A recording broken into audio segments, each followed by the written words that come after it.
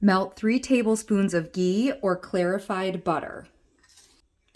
Scant teaspoon of salt. Tablespoon of cayenne pepper. Less if you want it less spicy.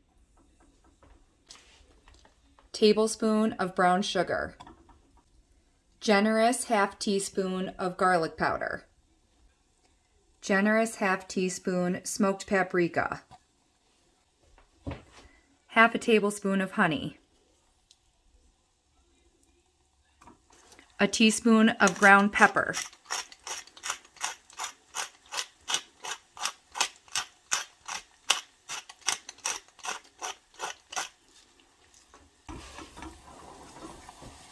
Whisk to combine.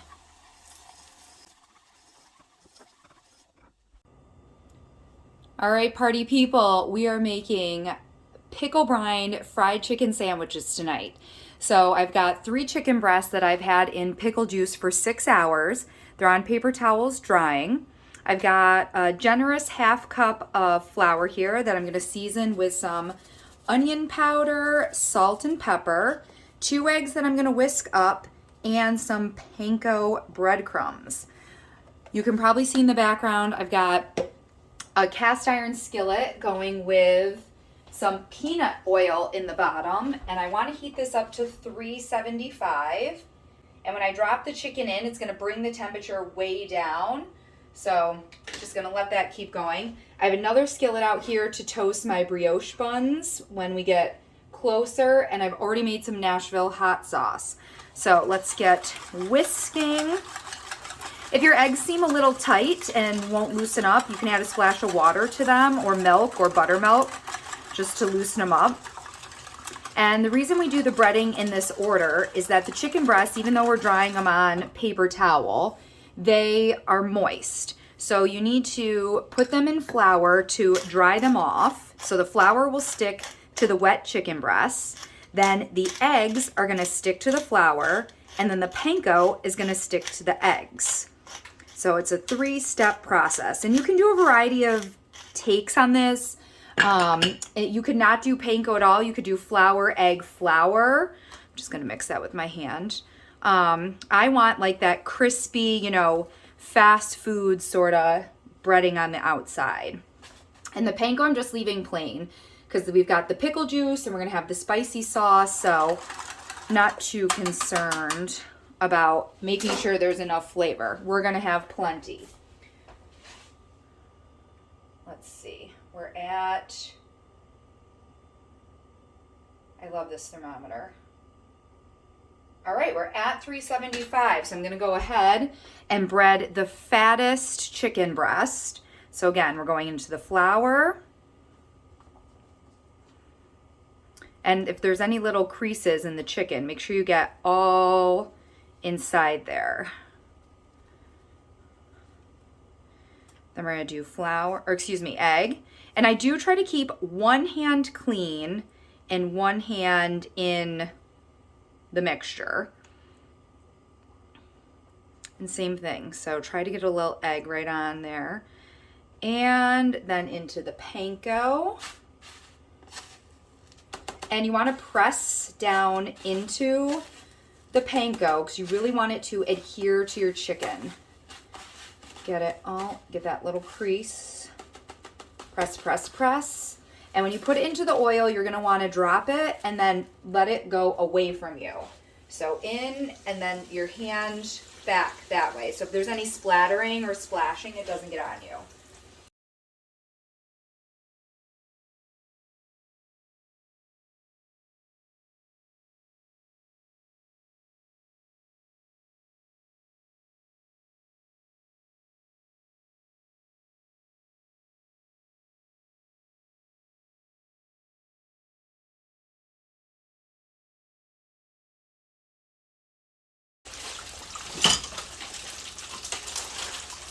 All right, we're gonna flip these.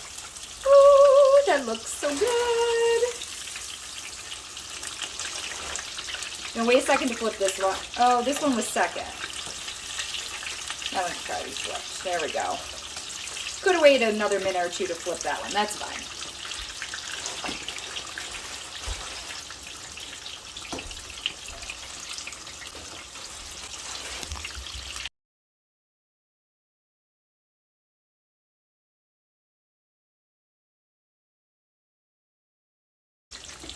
You heard the burner just coming on again. I'm heating up a pan. I'm going to toast the brioche buns in it. And our first piece of chicken, I'm going to probe that and see what our temperature is. So we're, that can't be right. Yeah, the thicker part's only at 110. So we'll let that go a little bit longer. See about this piece. Ooh, 130, we're getting there. This one's at 125, 120. All right, so we're getting close.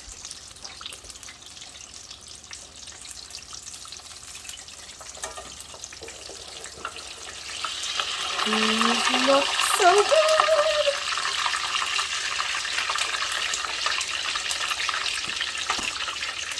All right, and I just melted some butter in this pan, and I'm gonna toast my brioche buns. I've split them in half, and they're going cut side down right into that melted butter, and they're just gonna toast up. I'm gonna grab a cooling rack.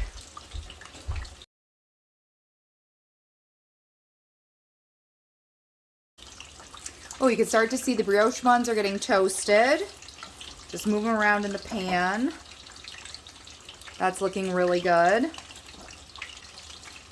I like using the brioche buns because they're rich and eggy, and they're sturdy even though they're soft.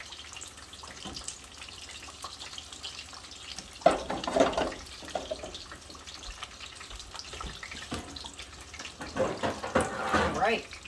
So another trick I learned is on a sheet tray to put a paper bag down and then your cooling rack.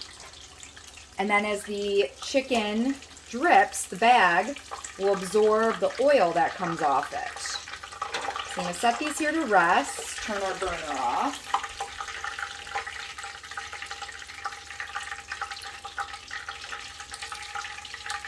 And I'll show you guys what these assembled sandwiches look like. Let's put these sandwiches together. So we have our toasted brioche buns. I'm doing mayonnaise on my sandwich.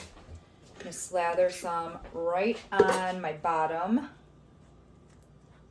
bun. Seth is going for some blue cheese because he's also doing the super spicy Nashville sauce that I made earlier. So we'll give him a generous dollop of blue cheese on the bottom. You put on both. Oh, he wants it on both. No, not on both. Just take a little bit of that from, you know what I mean? There you go. Perfect, thanks. You're welcome. Otherwise, I'll be wearing half of it. These are going to be messy sandwiches. I can't wait to eat them. All right, so a little more even distribution there.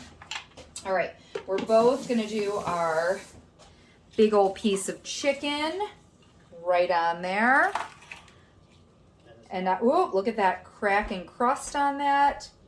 Then we've got pickle slices. And I mentioned earlier, I did marinate the chicken in, oh, you know what? Let me put that there because Seth wants the spicy sauce. Oh gosh, I tried tasting this for seasoning. I was like, woo, too hot for me. So he's gonna love it. How's that look, babe? Perfect. Oh yeah, oh yeah. There we go. Then we'll do his pickles right on there. Lid. Ooh, maybe I should do a little mayonnaise. I'll just smear what's left on here. On the top, help hold our lid on. Oh my goodness. Let's cut this right in half. Look at that. So good. And a pickle beer. And we've got pickle beer to go with it too.